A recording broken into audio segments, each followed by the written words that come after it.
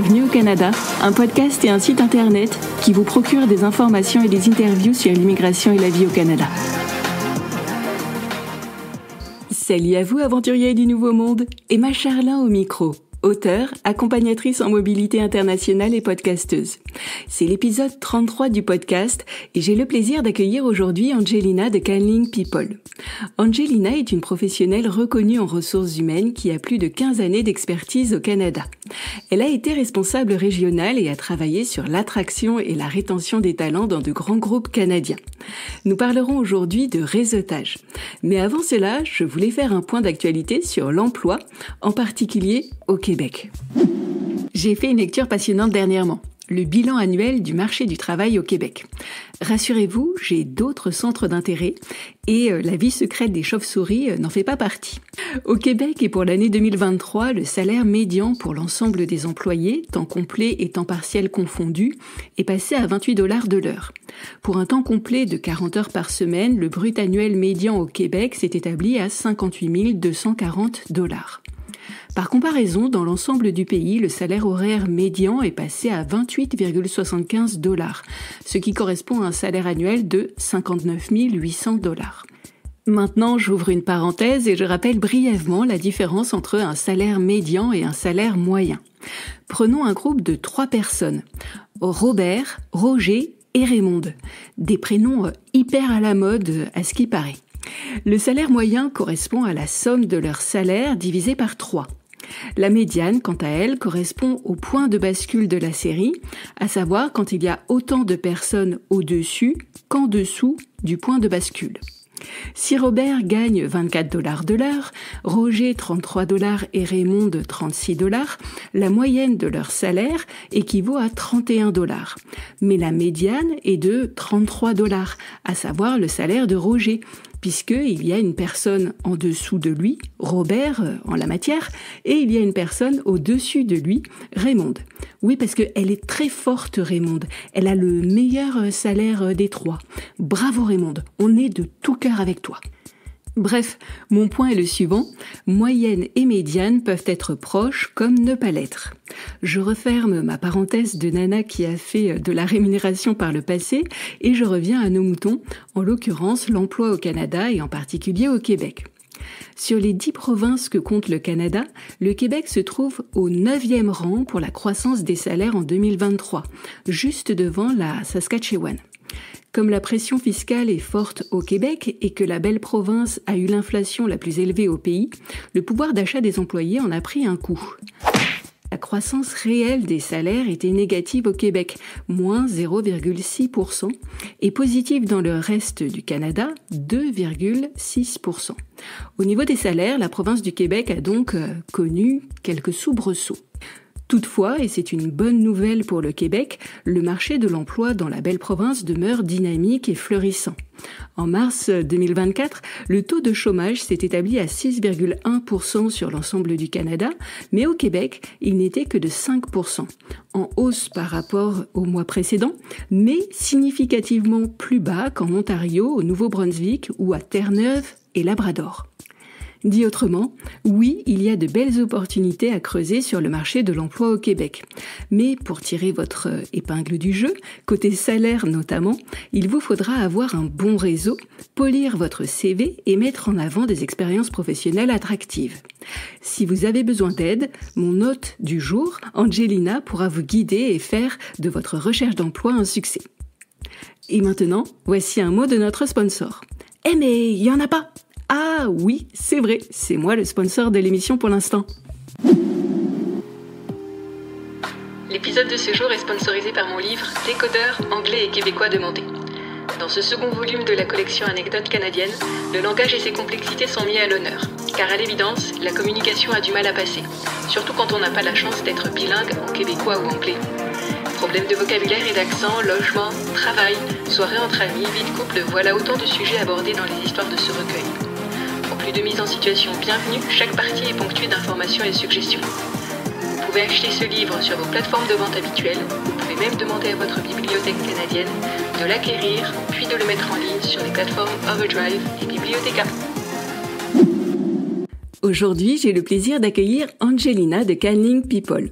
Angelina est une professionnelle reconnue qui a plus de 15 ans d'expertise en ressources humaines au Canada. Elle a été responsable régionale et a travaillé sur l'attraction et la rétention des talents dans de grands groupes canadiens. Si vous aspirez à trouver un emploi rapidement, Angelina est votre botte secrète pour comprendre les attentes des employeurs, maîtriser les standards canadiens et faire briller votre candidature. Bienvenue sur le podcast, Angelina. Merci Emma. Aujourd'hui, nous allons parler de l'importance du réseau au Canada. Je rappelle brièvement ce qu'est un réseau, un ensemble de personnes que vous connaissez dans un cadre professionnel ou personnel. En développant des liens avec ces personnes, vous vous mettez en capacité à un moment donné de profiter d'opportunités. Avant de nous apprendre comment réseauter, Angelina, peux-tu nous dire ce qu'est et ce que n'est pas le réseautage ? Alors le réseau au Canada, il faut d'abord préciser que ce n'est pas du piston, c'est souvent une fausse idée. Ce sont des relations établies avec d'autres personnes et pas nécessairement de son secteur. Alors évidemment, le réseautage, ça peut prendre un peu de temps car il faut que la confiance puisse s'établir. Lorsqu'une personne décide de nous référer, pour un emploi par exemple, il faut bien comprendre que cette personne met sa crédibilité en jeu, en tant qu'employé ou en tant que manager. D'ailleurs, le piston au Canada, ça ne fonctionne pas. Par exemple, j'ai eu récemment une de mes clientes qui a une de ses cousines au Canada qui a un très gros poste et sa cousine lui a dit « Je ne peux pas donner ton CV à mon équipe puisque ceci pourrait être vu comme du népotisme. » Le népotisme, c'est le fait d'accorder des faveurs particulières à certains de ses proches, les membres de sa famille notamment, en utilisant de son pouvoir ou de son influence.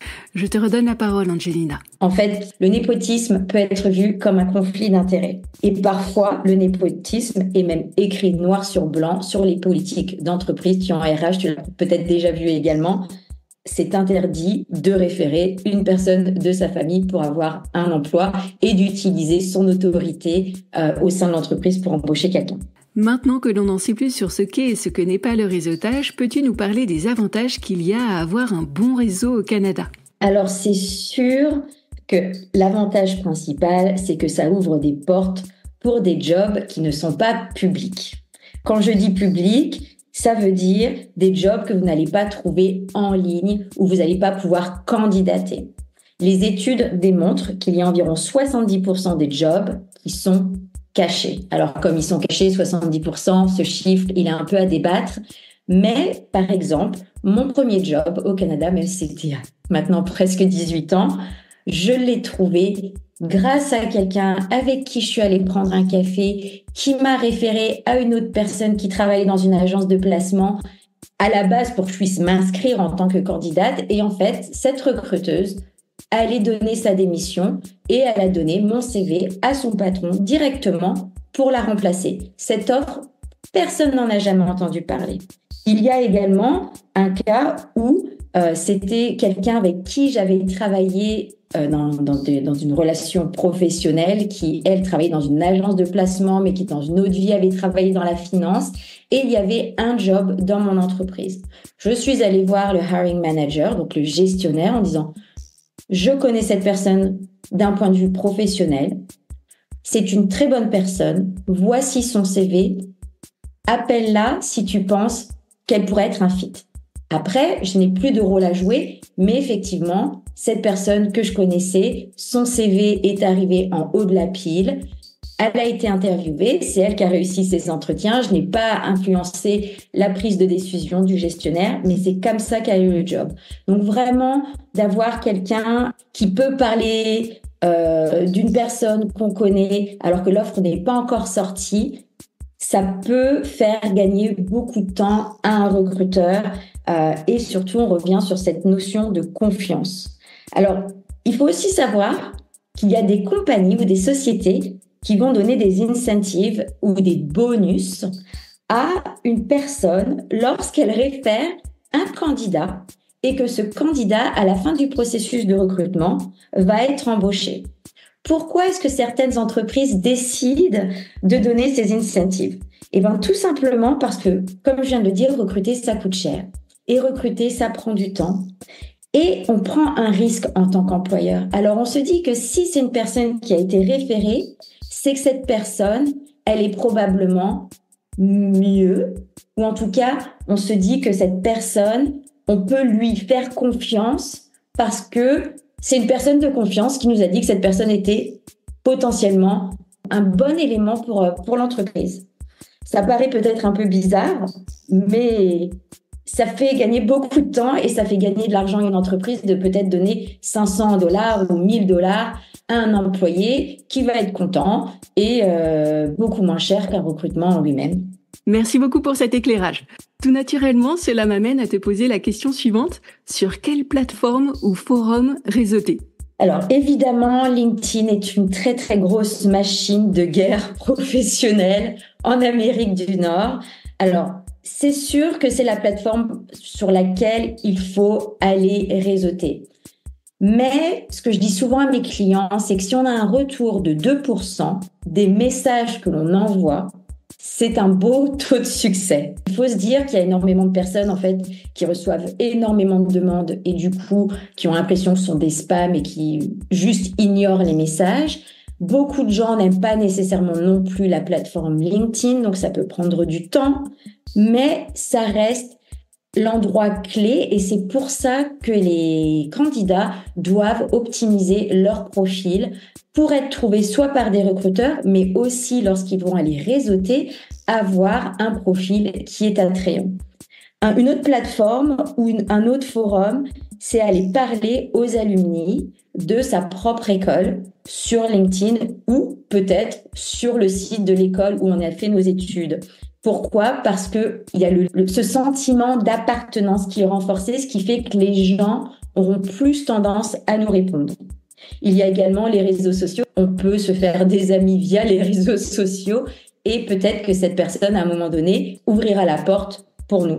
Il y a également dans la vie de tous les jours. Alors, c'est sûr que c'est pas une plateforme, c'est pas un forum, mais vous allez au café, vous allez peut-être à un événement organisé par une organisation qui s'occupe des expatriés ou des immigrants. C'est juste aller rencontrer des gens de manière générale sans passer nécessairement par la technologie. Alors c'est sûr, si on n'est pas encore sur place, c'est plus compliqué. Donc je dirais peut-être aller être sur des webinars dans notre industrie. Par exemple, si vous allez sur l'application Eventbrite, Eventbrite, il y a des événements de notre industrie qui vont bientôt se passer. Ensuite, aller parler aux panélistes ou aux intervenants. À présent, nous avons appris quels sont les avantages à développer un réseau et sur quelle plateforme concentrer nos efforts. Il n'y a plus qu'à donc. Mais j'imagine qu'il y a une mauvaise façon de faire et une bonne façon de faire. Alors dis-nous, quelles sont les pires choses à faire en matière de réseautage ? Oula, la première chose ou la pire chose à faire, c'est d'oublier de créer la relation avec l'autre et de tout simplement dire « Bonjour, je cherche du travail, est-ce que tu as quelque chose pour moi ?» Évidemment, quelqu'un qui ne vous connaît pas n'aura aucune raison de vous donner de son temps et de vous donner des informations sans rien en échange. Le plus important, c'est surtout de trouver des points communs avec la personne avec qui vous voulez communiquer afin d'établir cette première connexion. Une des autres choses pires à faire, c'est juste de parler de soi et ne jamais poser de questions à l'autre, alors que c'est l'autre qui a des informations pour vous.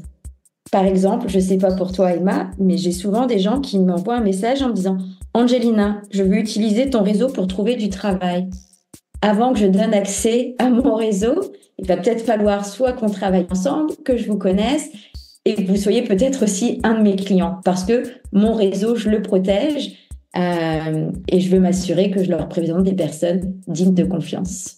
Et à présent, peux-tu nous parler des meilleures pratiques à adopter en matière de réseautage ? La première pratique à adopter, c'est la patience. J'en suis vraiment désolée. Mais comme je le disais précédemment, sur LinkedIn, 2% de réponses, c'est un bon taux de succès. Trouver des gens avec qui on a des points communs afin de renforcer ce sentiment d'appartenance, ça peut être un petit travail de petite souris et ça prend énormément de temps. Par exemple, si vous avez travaillé, on va dire, je ne sais pas, une grande banque en France et que vous trouvez une personne qui travaille aussi pour cette grande banque en France, qui a fait la même école que vous, qui est aussi au Canada, ça va être plus simple de créer ce lien. Il faut également avoir une attitude positive. Pour être honnête, chercher du travail et à réseauter, c'est long. Et des fois, on peut juste être saoulé. Et du coup, quand l'énergie n'est plus alignée, ça devient une barrière à votre succès. Super! Maintenant, on a une bonne idée des meilleures pratiques à adopter. Peux-tu nous dire quand il faut s'y mettre et combien de temps y consacrer? Quand on parle de créer du lien, il n'y a évidemment pas de limite de temps. Mais c'est sûr qu'il faut anticiper sa recherche d'emploi. Il faut prendre en compte le temps que les gens vont prendre pour vous répondre. Il faut également prendre en considération qu'il faut relancer peut-être ces personnes qui ont juste raté votre message.